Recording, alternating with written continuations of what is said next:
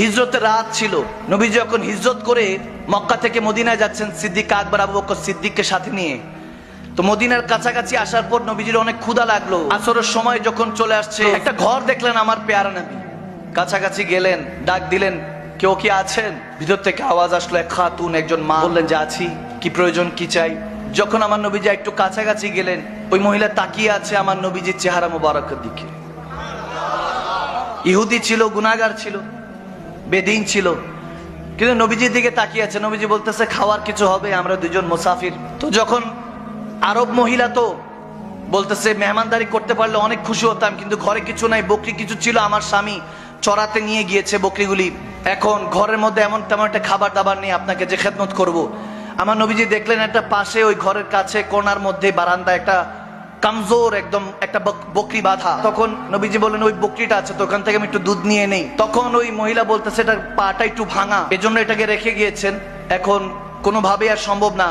নবীজি বলেন আমি চেষ্টা করে দেখি যদি আপনার আপত্তি না থাকে। নবীজি গেলেন আবু বকর সিদ্দিককে কাছে নিয়ে বললেন যে আবু বকর তুমি দুধ নিতে থাকো, আমি পশুটার গায়ের মধ্যে, বকরিটার মধ্যে হাত রাখছি। আমার নবী যখন দাস্ত মোবারক ওই পশুর উপরে পড়লো, সুবহানাল্লাহ, হাদিসে এসেছে পাটা সাথে সাথে সোজা করে দাঁড়ালো, দাঁড়িয়ে সে প্রশস্ত করে দিল যাতে দুধটা নিতে সুবিধা হয়। হাদিসে এরকম এসেছে ওই ঘরে যতগুলি পাত্র ছিল সমস্ত পাত্রের মধ্যে দুধ টইটুম্বর হয়ে গিয়েছে, সুবহানাল্লাহ। সব যখন টইটুম্বর হয়ে গিয়েছে, ওই খাতুন তো এরকম নাজারা জীবনে দেখে নাই, এরকম মুজিজা তার কাছে তো জাদু মনে হয়েছে, যেটা কি হলো। তো তেনার সন্তানও ছিল, ছোট্ট সন্তান ছেলে, সেও দেখছে, মোহাব্বতও দেখছে, মোহাব্বতের মাও দেখছে, সুবহানাল্লাহ।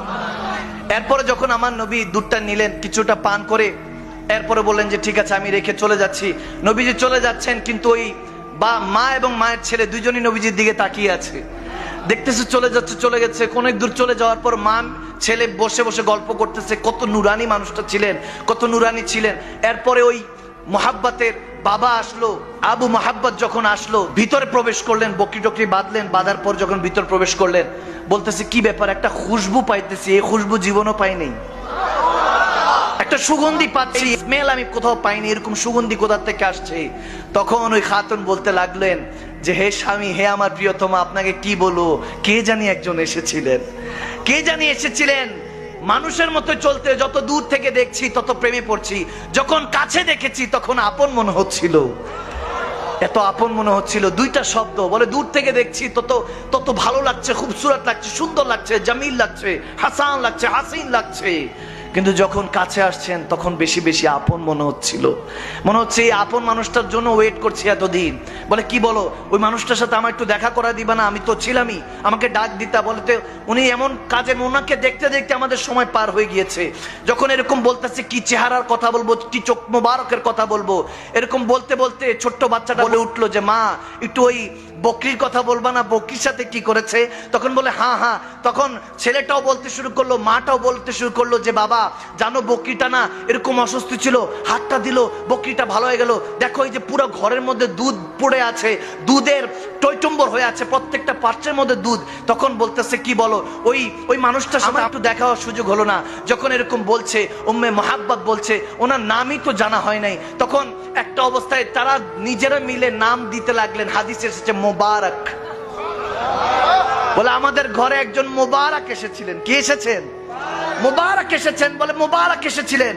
মোবারক যখন নাম দিলেন, এখন প্রত্যেক দিন ওই স্বামী এসেই জিজ্ঞেস করে, আচ্ছা মোবারকের জুলফ কেমন ছিল, বাবরি চুলটা কেমন ছিল, আচ্ছা মোবারকের চোখ মোবারকটা কেমন ছিল, চোখটার দিক কিভাবে তাকাতেন, আচ্ছা মোবারক কি মুচকি হেসে কথা বলতেন নাকি গম্ভীর ভাবে কথা বলতেন, এরকম প্রত্যেক দিন আলোচনা চলছে।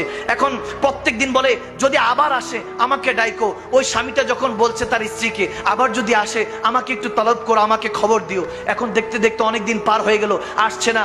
ওই দিন ওই মাটা মোহাব্বত তার ছেলেকে নিয়ে যখন বাজারে গেল মদিনার, যখন মদিনার মধ্যে বাজার সদাই করছে, হঠাৎ করে দেখে আবু বকর সিদ্দিক আকবর রাদিয়াল্লাহু তাআলা দাঁড়িয়ে কিছু একটা কিনছে। তখন ছেলেটা তার মার আঁচল টান দিয়ে বলে, মা ওই যে ওই দিন মোবারক এসেছিল না, তেনার সাথে যে সঙ্গী ছিল ওনাকে দেখা যাচ্ছে, মনে হয় ওনাকে দেখা যাচ্ছে। দৌড়ায় তারা আসলো, এসে বলতেছে হে আজনবী, আপনি কি মনে আছে ওই দিন ওই যে বকরির উপর একজন হাত ফিরেছিলেন, দুধের ব্যবস্থা হয়েছে? হযরত আবু বকর সিদ্দিক মুচকি হাসি দিয়ে বলে, হ্যাঁ আমি আপনাকে চিনতে পেরেছি, আপনাদের বাচ্চাদেরকে চিনতে পেরেছি।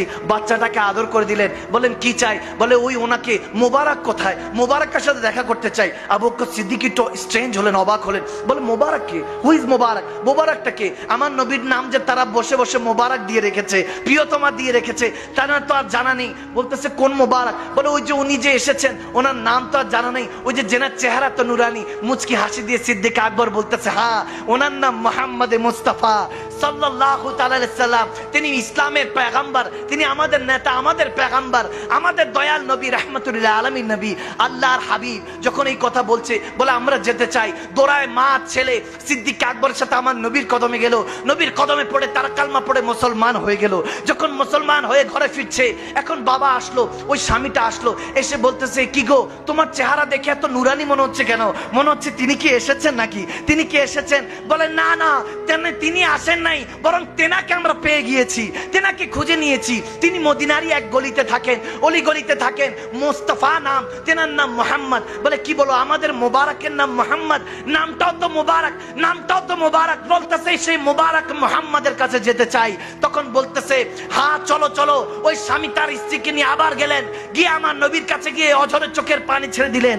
বললেন ইয়া রাসূলুল্লাহ, ইয়া হাবিবাল্লাহ, আপনি আমাদের ঘরে এসেছিলেন, এরকম কেউ আসে নাই। হাদিস এসেছে ওই বকরি হযরত ওমরের খলিফার মধ্যে খেলাফতের পর্যন্ত ওই বকরি ছিল। যখন দুর্ভিক্ষ একটা সময় পড়েছিল, যখন কোথাও পানি পাওয়া যাচ্ছিল না, হযরত ওমর বলতেছেন ওই বকরি উম্মে ও মুহাব্বতের ঘর থেকে ওই বকরির দুধ মুসলমানদেরকে সাপ্লাই দেওয়া হয়েছে, মুসলমানদের ব্যবস্থা করা হয়েছে পান করার জন্য। ওই অবস্থা হয়েছে। এজন্য এটাই বলতে চাই, আগাজ দিতে চাই, আমরা যদি সেই নবীর উম্মত হতে যাই, সে তো ইহুদি ছিল, কলমা পড়ে তারা মুসলমান হয়েছে, আমরা তো রেডিমেড উম্মত।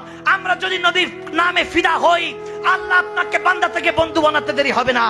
মালিক আরশ থেকে ডাক দিয়ে বলবে ওগো কামলিওয়ালা নবী, আপনি মদিনায় কি করছেন? যান যান, আজকে চট্টগ্রামের সীতাকুণ্ডের মধ্যে একটা মজলিস সাজানো হয়েছে। আজকে যখন তারা মুনাজাত দিয়ে ঘরে যাবে, দুনিয়ার চোখটা বন্ধ করতে দেরি হবে না, আমি রব্বে কারীম তার কিসমতের চোখটা খুলে দিব। জান ইয়া রাসূলুল্লাহ বলে তারা চিৎকার দিয়েছে। আজকে তাদের সাথে দেখা করে তাদের সিনাকে মদিনার আয়না বানিয়ে দেন। সুবহানাল্লাহ।